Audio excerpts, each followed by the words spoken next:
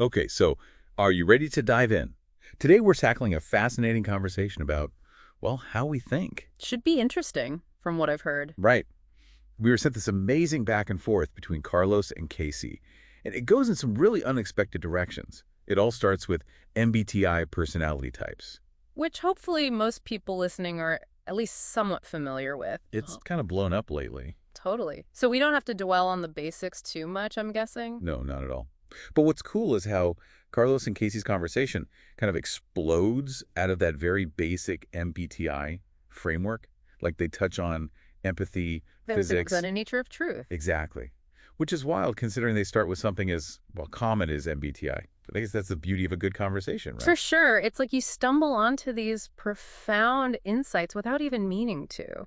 Totally. So one of the things that really struck me was how Carlos gets kind of stuck on this one aspect of MBTI, the whole intuition versus sensing dimension. Yeah, it can be a tricky one. A lot of people misinterpret it. Yeah, and he starts talking about intuition as this like internal sense, almost like a sixth sense, Yeah, he's searching for a way to relate to it. I can see that. Exactly. And that's where I think things start to get really interesting. Huh? Because he's essentially trying to fit these MBTI categories into his own understanding how people think. But the way MBTI uses those terms isn't always how we think of them in everyday language. Exactly. Like Casey's quick to point out that sensing in MBTI isn't about like ESP or anything. Right. It's not about literally having a sixth sense. Right. It's more about how you gather information from the world around you. Like, are you someone who relies on concrete facts and details that's more sensing? Versus someone who's more guided by their gut, looking for patterns and connections that be more on the intuition side. And that's where Carlos's thinking takes this really fascinating turn. He starts talking about different thinking styles altogether. He calls them empathetic and fluent. It's like he's moving beyond the MBTI boxes and trying to map out a whole new terrain of how our minds work. And here's where it gets really cool, because he starts to connect these thinking styles to some pretty huge concepts, holistic versus reductionist approaches, even things that sound like they're straight out of quantum physics. That's quite a leap. Right. But that's what I love about this conversation. They're not afraid to go there. So before we get too far ahead of ourselves, let's unpack what Carlos means by empathetic and fluent thinking. He uses this example of artificial intelligence. You know, how these incredibly complex algorithms can now process information and even generate human-like text in a way that's almost indistinguishable from something a person would write. But the question he's grappling with is, do they truly understand what they're doing? It's a question a lot of people are asking these days, and for good reason. Absolutely. And it's a question that's going to lead us down some pretty unexpected paths as we dive deeper into this conversation. So we've got these computers, like crunching numbers, processing information, doing all this complex stuff. But do they really get it? That's the question. Right. Like, is it real understanding? That's what Carlos is trying to figure out. Yeah, and he makes this distinction between what he calls fluent thinking and empathetic thinking. And for him, that fluent thinking, it's almost like a kind of robotic processing, right? Yeah, like you could program a computer to bake a cake. All the steps, the ingredients, the timing. But it doesn't mean the computer understands why we baked cakes. The joy of sharing it with friends or family. Exactly. And that's where the empathetic thinking comes in. Seeing the bigger picture, the emotional context, all of that. He even brings up this example from yogi philosophy, which I thought was really interesting. Yeah. They say that if you want to understand something truly, you have to experience it fully, not just like analyze it from a distance. Get your hands dirty, basically. Right.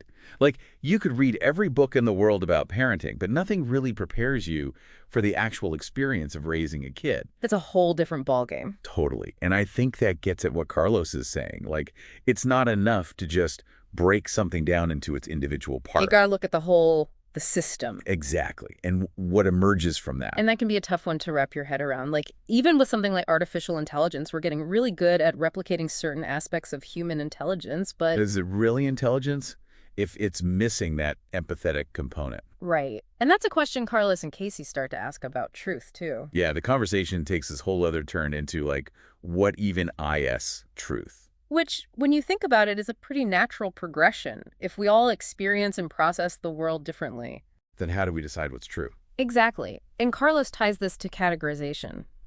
He's saying that when we label something as true, we're already putting it in a box, limiting our perspective. He uses this analogy of an optical illusion to illustrate this. Have I told you about this? Hmm. About this boat. I don't think so. Okay, so he's describing this boat he sees out on the water and how it's really tough to tell its actual position without a point of reference. Because what looks straight from one angle might look totally off from another. Yes, and that's his whole point. Our perception of truth, it's all relative, just like that boat's position on the water. So it's like if our perception of truth is constantly shifting, kind of like that boat on the water, where does that leave us? Right. It can feel kind of disorienting, honestly. Like, how do we make sense of anything if truth is so subjective? Yeah, exactly. It's like, how do we even know what to believe? Yeah.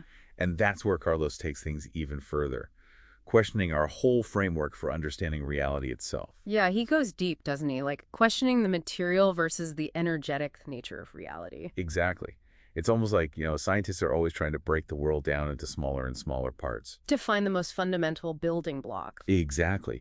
But then you have traditions like Buddhism that talk about the illusory nature of the material world. It's like they're approaching the whole question of reality from completely opposite ends of the spectrum. And Carlos is like trying to hold both of those perspectives at the same time, which is kind of mind-blowing.